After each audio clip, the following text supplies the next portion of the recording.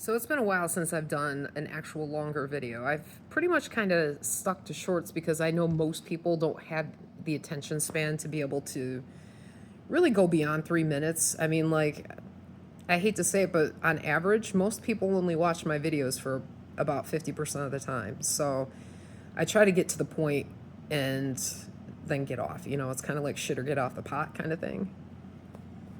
But here's the thing, I'm a real person, and I have definitely been hurt very badly throughout my life. And I've had people really take advantage of my kindness and generosity, and it's very, very rare that anybody does anything purely for me. That usually there's some sort of ulterior motive. And I have a hard time understanding it because I'm not that kind of person where I take advantage of people. And so, like, when it happens, it stuns me. It takes me back because I can't fathom doing that to somebody. My mother was not a kind person to me at all. When I was growing up, she was extraordinarily abusive and very jealous of my talents and, you know, my intelligence and that sort of thing. I hope nobody takes this as bragging. It's simply I'm trying to explain why and how things kind of got to be where they were at. When I was a kid, a very young kid, and some of you may have participated in this in your school, but they had what was known as the GATE program. It's the Gifted and Talented Experiment. And for those of you who are familiar with it, it was part of the school program. And a lot of times what they did was they posted it, you know, they basically posed it as it's an honor to be part of this. You get to do some really cool things that, you know, most kids don't get to do. So, like,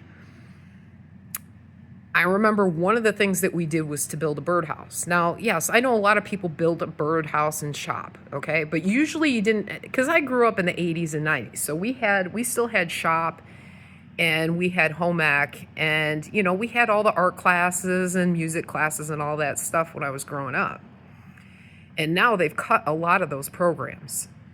And, you know, they want to call it budgetary, but the reality is those programs, the music programs, the, you know, shop programs, home economics, those are meant to make your life more abundant, more rich. Music. I excelled at math because I learned math through music. And I know some people are like, how do you do that? Well, there's a time signature, there's key changes. There are a lot of things that are associated numerically with music that a lot of people don't realize.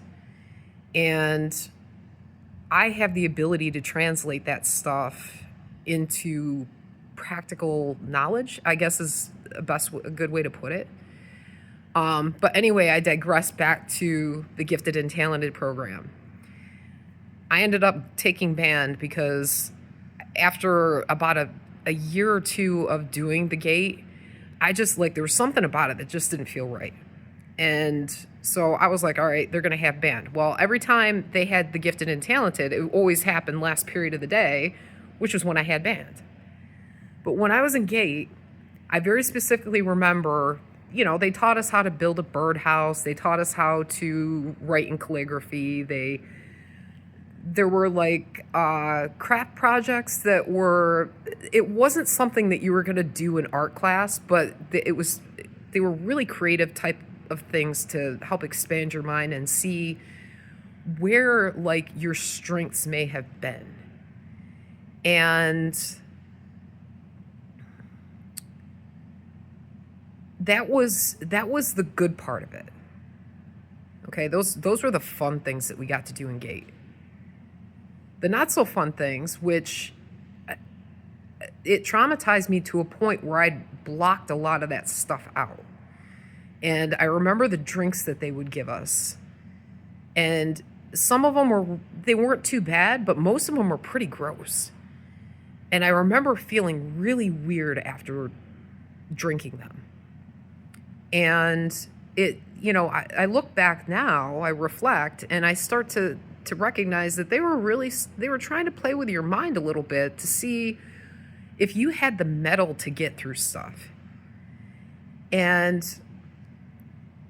I have a feeling that there are a few of you out there that experience some of the similar things that I do, which is gang stalking and bullying, even as an adult. And you have people who are very jealous of your talents. And I mean, like, at first, when people, even like as an adult, and I still had people bullying me, I was just like, what is going on? Like, why am I being the target for this stuff? Because I've been nothing but cool with you. And I have, at this point, I have far less than anybody that I know. Like, I'm not going to sit here and say, oh, poor me, like whatever, because I have what I need. I have clothes on my back. I have, the means to have food, and I can take care of myself just fine. I have my entire life. I've never had a safety net. I don't have people like other people do. I am my own people. And typically, I'm the people for other people because I can problem solve very well and very effectively. And I used to think, okay, maybe there is something wrong with me. And I'm not saying that there isn't in some people's eyes, okay? Like, perfection and beauty is in the eye of the beholder. Perfection doesn't exist. Like, I don't know how to say this without, like, coming across as just, maybe a little obtuse when it comes to this sort of thing. But, like, how do I explain it? I mean, there's so many things that, and I know, like, I'm really kind of going into this whirlpool, and everybody, you might be sitting there thinking, well, what the hell? Can you get to your point already? That program fucked with my head in so many ways, and I'm still having to deal with the aftermath of it. I mean, I would consider myself a targeted individual. I have nothing. I'm 51 years old. And yes, I know that there are people out there going to be like, well, it's just a series of bad decisions. No, it's not. Okay? I didn't tell my landlord to record me in my home. He did that all on his own. I found out about it because I'd bought a bug detector, and because I thought, after my husband passed away, maybe I'll do some traveling, and I probably ought to be a little safe because, you hear about how hotels and stuff have cameras planted in the room, or a prior guest planted for their own little kicks, whatever. So, I started going around my house and just kind of playing around. I was like, oh, I wonder if there's anything in here. Well, I found cameras in the speaker system, in the HVAC, in my smoke detectors, in my bathroom. And at first I felt very violated and disgusted that somebody would do something like that. But then I realized, what is it that you think that you're hiding, or what is it that you're doing that is so bad that if somebody saw it, you would need to hide? And I realized, I'm doing what everybody else does in their house, okay? I might do it a little different, but I'm not doing anything that's harming anybody. I'm not doing anything to harm myself. I'm not doing anything that people would have to question my morals. I was always a good person. But this guy violated me in a very invasive way. And I've had stuff like that happen my entire life. And I don't know what the fascination is. Like, I'm not saying that I don't have my qualities to me. I'm simply saying, why do so many people feel that they have to harass and bully me for no apparent reason other than they can? Like, really? And I don't want people to feel sorry for me. I want people to learn from the stuff that I've gone through so that, they realize that there's other ways than just breaking down and turning into a pile of mush when something really bad happens to you. And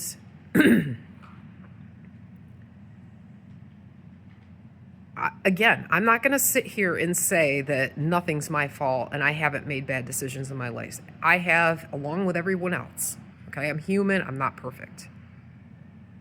But I also have no idea, when I've been nothing but kind and respectful towards people, why they come at me the way that they do. And I think the part that irritates me the most is that I'll have a normal human response towards something, and then next thing you know, I have a whole gang of people trying to bully me into submission and tell me, oh, you're acting psycho, you're crazy, you're this, you're that, you're whatever. All because I had a normal human emotion after you overstepped my boundaries. You don't get to follow me around and think I'm not going to say something to you. I mean, I've had people, I do Instacart, and I've mentioned this before in other videos that I've been in.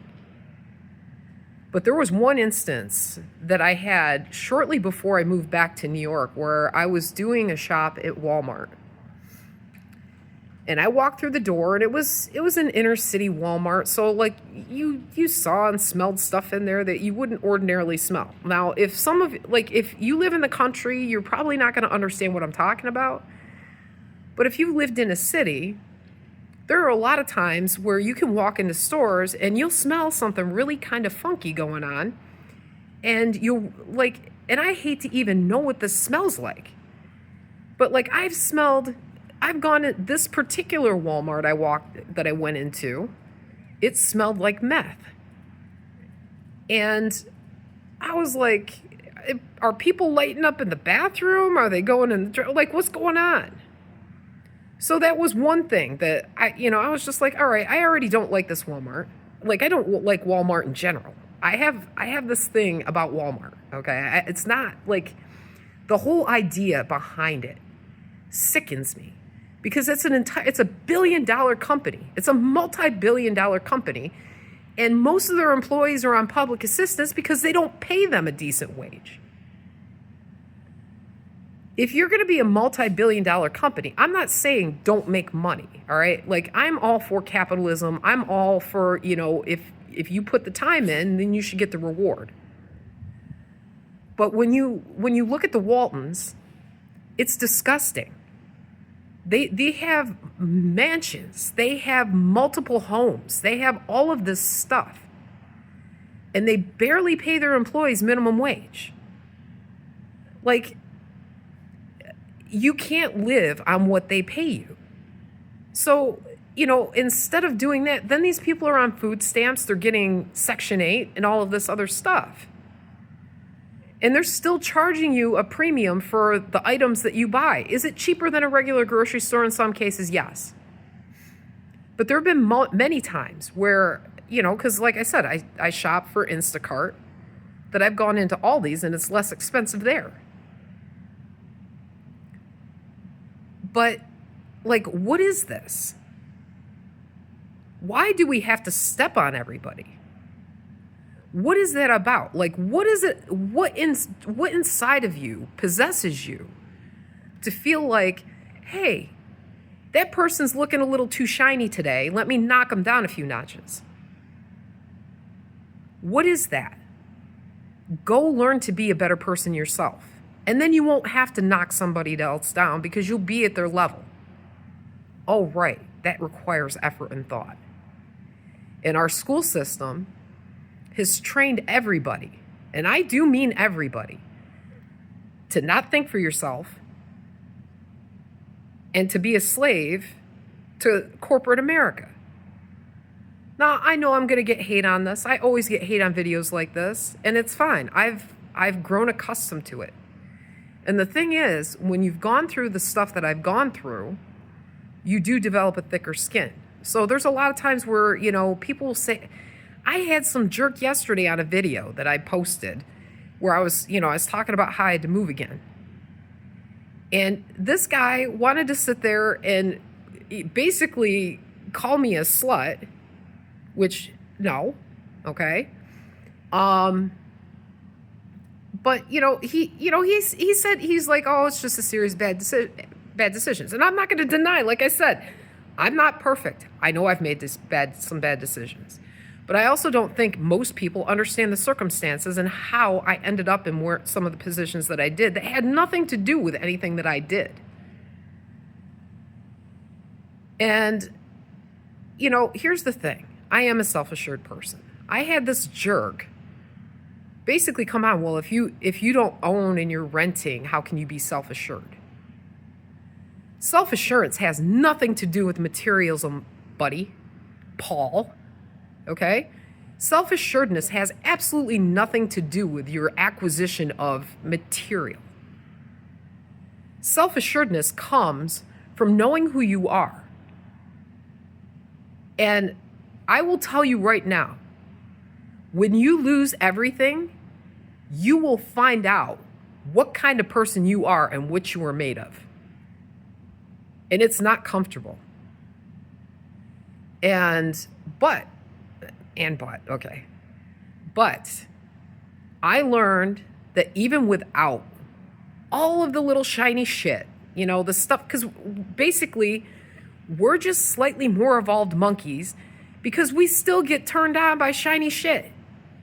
Like, how many people do you know that have jewelry and they're just like dripping in it?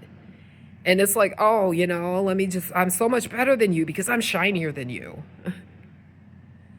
And it's like, yeah, but you don't even know who you are. Do you have that stuff because someone told you that you needed that stuff? Or do you have that stuff because you genuinely love that stuff? And when I lost everything, there were a lot of things I realized about myself that I knew I needed to change at that point. I was a people pleaser like nobody's fucking business. I felt I needed to have all of this stuff so that I looked good in other people's eyes. But the fact of the matter is, people want you to do well, but they don't want you doing better than them. And I had so much stuff. And I realized how much it was tying me down and preventing me from going out and doing what I really, truly should have been doing. That, at this point in my life, it's like, you know what? Now that I've lost everything, it's so freeing.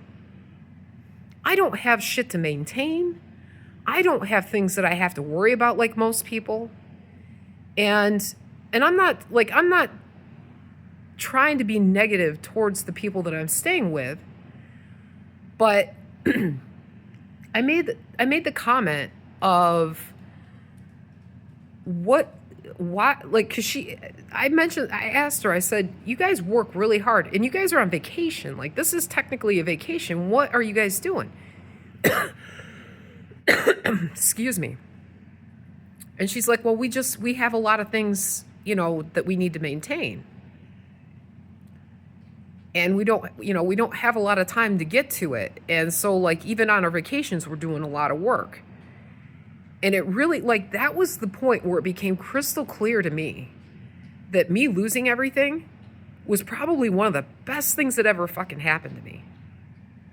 And no, it didn't feel good when it was happening because I saw all of those hours that I worked just disappear, vanish, poof.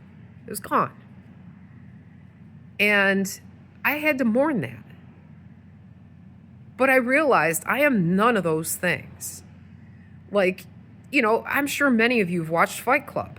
It's like, you're not your condo, you're not your car, you're not your designer label clothes. And when you're stripped of that stuff, you have to face yourself in a way that you've never had to face yourself before. And it's raw, and it's painful, and it sucks. And even thinking about it now, it's hard for me not to shed a tear over it because it's like, you busted your ass for years, for decades in the corporate world, thinking that, oh, hey, if I have a Mercedes, people will like me more. If I wear this designer label, people will like me more. They'll see me as serious. They'll see me as accomplished. They'll see me as, somebody who knows what they're doing. And it's all bullshit. It's all bullshit. What possesses us as humans to feel that we have to possess things to make ourselves happy. The real journey begins when you start looking within yourself and embracing who you are instead of trying to please everybody else. Find out, learn who you are. What makes you happy? Why are you driving the car that you have? That's a good place to start because most everybody has a car. Okay? Now, your dream car might be, a Porsche or a Maserati or a Mercedes or, a BMW or a Land Rover or whatever. Okay? And you might be tooling around in a busted freaking Kia, a busted Honda or whatever. But you need to ask yourself, okay, why do I need that luxury car? What about that turns me on so much that I am willing to sell my soul, sacrifice who I am to acquire it? And when I talk about sacrifice, I'm talking about working 60 hours a week at a job you fucking hate. I hear all of these people, I hear my peers, and I hear the older generation, the boomer generation, talking about how, none of these kids want to work, and then they wonder why they're broke. I need to ask you something. The people who want to ask that question. Why don't you want to work? Okay, well, let's break down why you don't want to work. Okay? Because here's the fact of the matter. Every flippin' day, I hear somebody, at least one person, and usually it's far more than that, bitch about their job, how much they hate their job. They hate their boss. They hate the customers. They hate the people that they work with. Why are you doing it? And what are you doing to inspire the younger generation to want to work when you're talking about your job that much in such a negative way? Why? Like, if somebody, let's take a restaurant, for instance. Why would you go to a restaurant if somebody trashed it? Okay? Why would you sit there and somebody's like, what's the best pizza place? And the first thing, I've heard people, they don't talk about their favorite place they have pizza. I've had entire conversations where it's centered around how much they hate this one place. It's like, well, why are you giving them free advertising? If you hate it that much and it sucks that much, why are you telling this person about that? Why aren't you telling them about the pizza place that you love? It's like misery loves company, right? But, the thing is, you'll see that same person walking out of the pizza shop with a fucking pizza. It's like, wait, didn't you just go on a 45-minute tirade about how you hated that pizza, but yet I'm seeing you walk out? Like, come on. So next time you ask a younger generation, a millennial, a Gen Z, alpha, whomever, if you ask them, why don't you want to work? I want you to take a look at yourself and ask yourself, do I love my job? What am I doing to inspire the younger generation to want to work? Because most of us aren't. I hate to say it, but we aren't. But yet you want to sit there and bust the younger generation on not wanting to work when you sit there and do nothing but complain about your job. Oh, it pays the bills. Oh, it does this. Hey, it needs to get done. Somebody needs to do it. Well, if it needs to get done, take pride in it and smile and think about the things you do like about the job instead of sitting there talking about, oh my God, my boss sucks. He comes in late. He wants to sit there and talk about his golf problems and all this stuff. I can barely afford to put food on the table. Okay?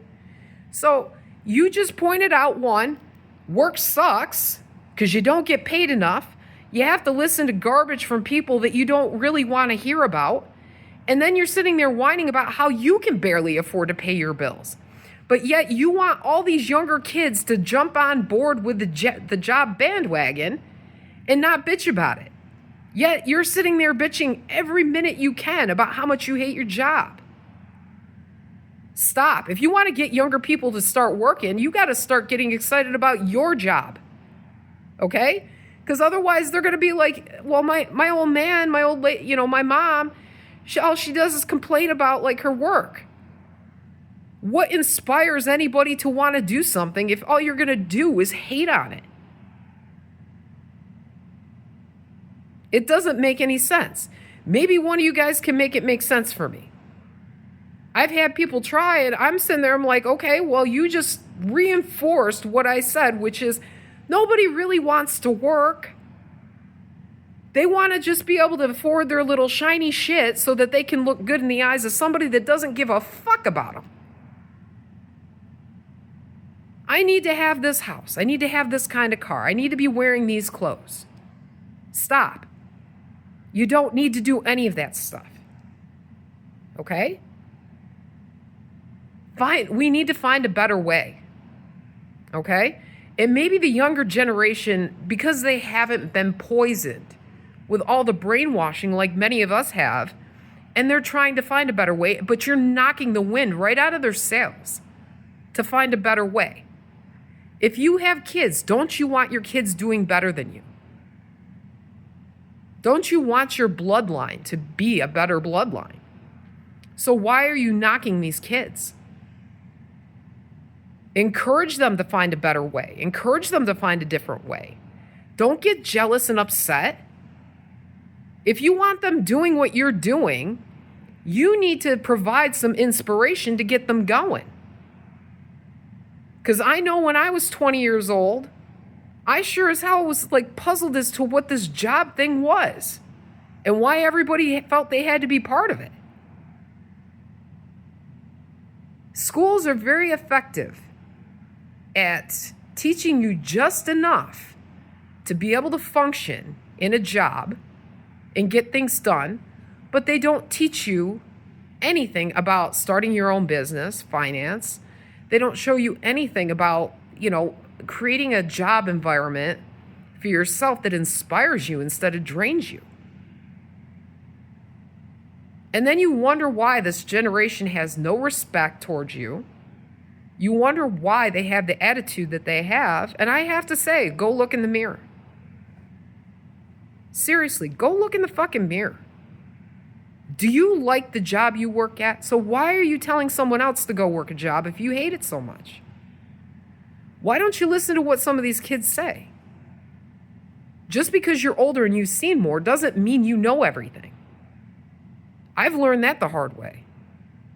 I've had kids knock myself on my ass because I would have like this moment of, okay, let's listen to what Junior's got to say.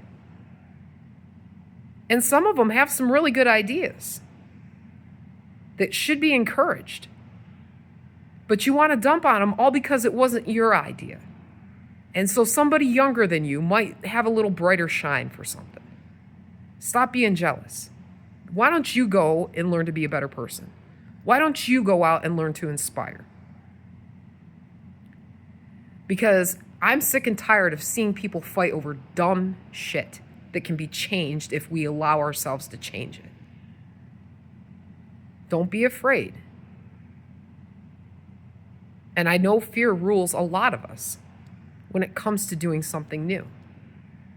But I admit that I have said my piece about millennials and Gen Z that probably, it's like, okay, they don't know what they're talking about. They need to get some life experience. But then my heart's like, no, listen just for a minute, okay? You've been poisoned by all the programming from TV, from school, from work, your parents. Things that would work for them but aren't going to work for you. And we all collectively need to question why we are doing what we're doing when all it does is make us miserable. Why aren't we taking a stand? Why do we accept subpar salary for a job when we know that it's going to cost us more to live than what we're accepting at this job? Why aren't you saying, no, I'm not working for minimum wage?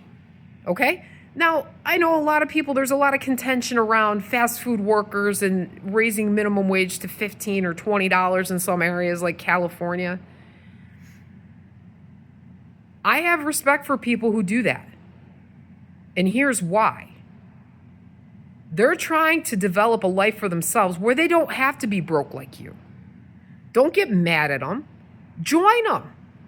If we all collectively stand and say, look, you don't get to pay me this shit wage for the job that you're asking me to do.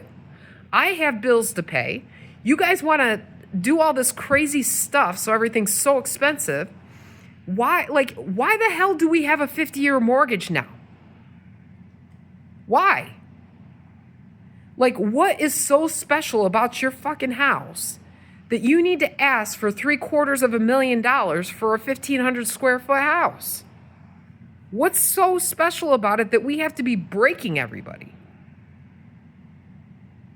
And, you know, just because the real estate agent comes wandering up to you and says to you, hey, you know, other houses in your area have been selling for this amount. Why don't you sell it for this amount? And you're like, okay, I'm obviously going to need money to be able to buy my new house. So let me go ahead and see if I can't get a little bit more so I can get an edge over somebody. Why do we do that to each other? And then we all collectively bitch about how we don't have enough money for anything. But yet, we're going to keep doing things to throw people under the fucking bus and lose, you know, like, what the hell is that? Learn to be whole on your own. You don't have to tear somebody down to feel better about yourself. Why don't you try learning a new skill? Why don't you try improving on what you have and be a better person that way instead of trying to take somebody's light away? Why do we do that? I'm still puzzled by it. I mean, like, I understand the reason, like, I understand the underlying reason. I do. I just mentioned that. But my question to all of you is, why do we continue to do it when we all know collectively it's not good for anybody? I mean, like Walmart, again, let me harp on them for a little bit because I know a lot of people don't like them. They shop there because it's cheap. It's the illusion of cheap. But we still do it. It's like the people that want to bitch about the pizza place, but they're still ordering pizza from there. It's like all you people that bitch about your job, but expect everybody else younger than you to just be like, oh no, let me just go ahead and spend 40 years so I can be miserable like you. Like, I want you to really think about that. Why don't you try inspiring somebody to do something better for their life, even if it makes them look a little bit brighter than you in that situation? Because here's the thing, when we start pushing and pumping each other up, things are going to get better naturally. But instead, we want to piss on everybody. We want to knock everybody down. We want to ask them why they're not doing something that we want them to do. Do you like it when people tell you what you have to do? No, I know that for a fact. Now, yes, there's some brain dead people out there that want to be led by the nose ring because, hey, you know, it's easier than having to think for yourself. But then they sit there and question, well, I hate my job. Why do I have to go do this? You know, people call out and it's like, no, you know, this company needs to be better. I'm not disagreeing. The company does need to be better to their employees. But you, as an employee or potential employee, need to stand up for yourself and be like, no, I'm not taking this pittance of a fucked up wage that you're offering me. We all need to do that. Because if we do, they have no choice but to pay us better and create better working conditions. Don't sit there and be like, well, I'm not going to be a problem because, you know, if I'm not a problem, then they'll go ahead and give me, you know, some sort of raise or bonus or whatever. When has that ever happened? When has anybody ever sit idly by and then had somebody dump $1 million on them? Okay, yeah, there's the lottery. People get inheritances. I'm not saying that shit doesn't happen. But realistically, most people on this planet are working schlubs. They're slaves to their job. If they lost their job tomorrow, they wouldn't be able to pay their mortgage. They wouldn't be able to put food on the table. But when I was growing up, if somebody lost their job, yeah, it was a little bit of a tragedy, but you could go a month or two because you'd have savings that, you could lean on for a little bit. Now you can't even do that. There's such a small percentage of the population that does that now that, like, they're unicorns. And then people, they must be screwing somebody.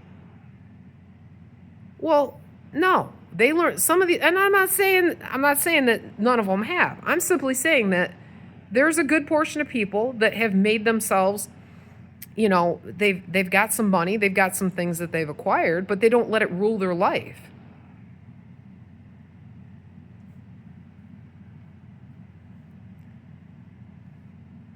I'm just saying, let's be better. Let's learn to inspire each other. Let's learn to collaborate instead of compete with each other. The world will be a far better place if we do. And yes, I know, there's going to be people, well, that's not reality. 40 years ago, it was. So what happened? What broke down? What didn't we fix? What did we let slide that turned us all into people who are living paycheck to paycheck for the most part? Why do we have 50-year mortgage? Why do we even have 30-year mortgages? I mean, like, it dumbfounds me. I mean, like, back in it wasn't that long ago. I mean, like, relatively speaking, 40 years ago, you could buy a house for under $20,000.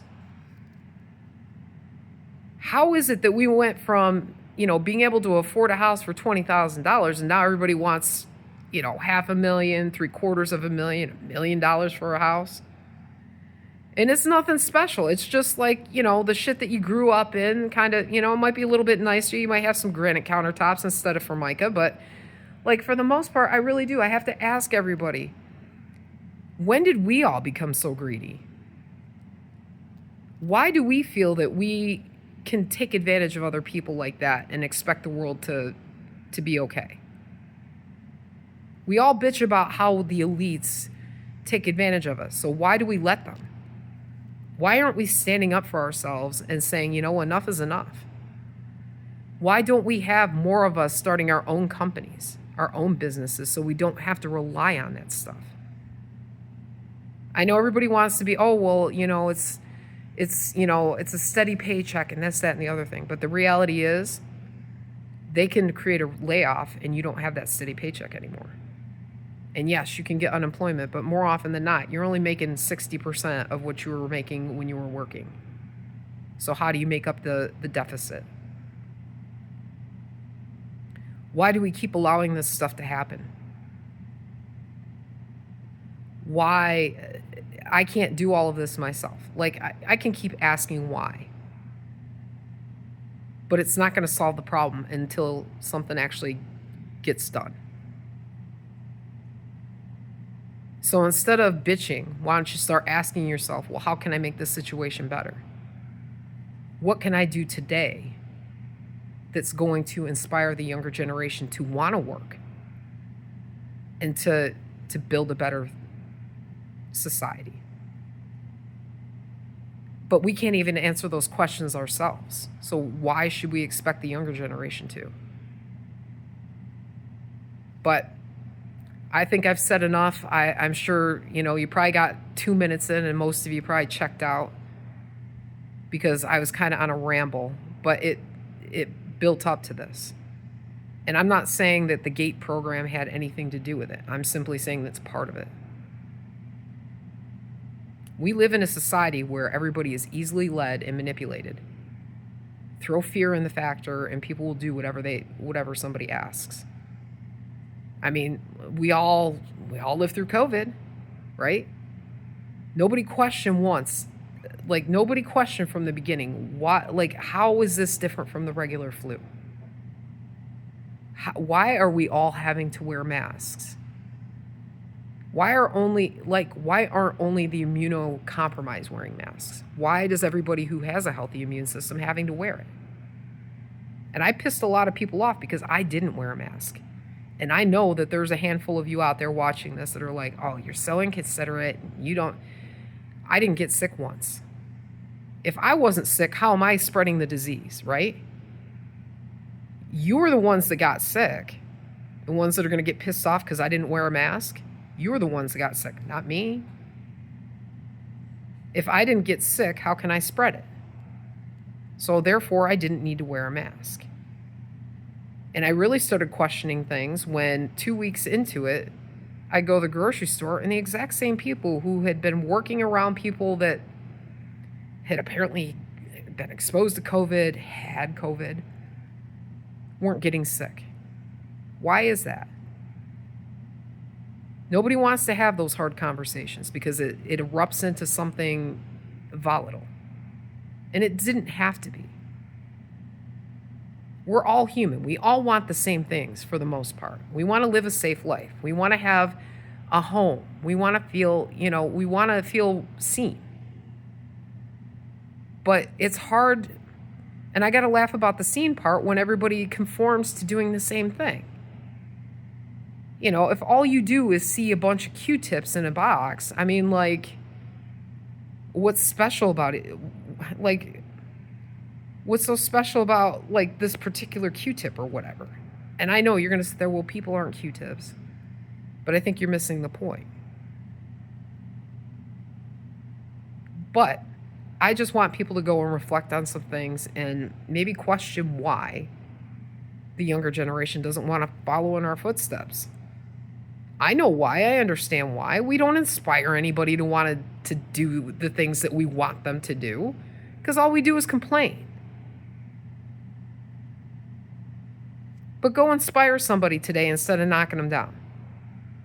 Thank you for sharing, and subscribing to my channel. I appreciate people who stuck through to the very end of this video because, 42 minutes, that's a pretty large commitment. If somebody does get to this point where they've reached the 42-minute mark, put a comment. Tell me what you are going to do to inspire other people instead of knocking them down. Because I think we need more of that instead of shitting on everybody. Go have yourself a wonderful Thursday, and I hope to see you in the next video.